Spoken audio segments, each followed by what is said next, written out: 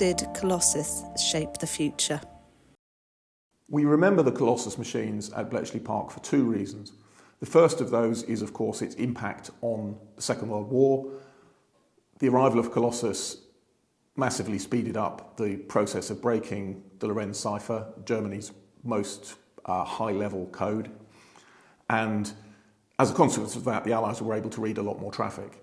It's fair to say that a significant proportion, about 25% of the traffic broken from the Lorenz cipher, was broken before Colossus was introduced. So it's not that they can't read the code before you get Colossus and they can afterwards. They already could, but it just makes the process more efficient.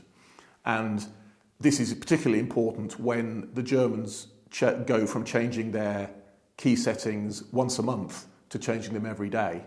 And it's unlikely that without Colossus, keeping up with those daily changes would have been possible. So it has an enormous influence on Bletchley Park's ability to read German high-level communications, and with all the consequences that has for D-Day and for the rest of the war in Northwest Europe. However, there's a second legacy of Colossus, and this is its link to computing and the world we live in today. There's a lot of discussion among IT and computer people about whether Colossus is really a computer. We consider it to be the world's first large-scale digital electronic computer, and that is because it is to some extent programmable, and it also is able to do tasks that it wasn't necessarily originally devised for, so it is multifunctional in that sense.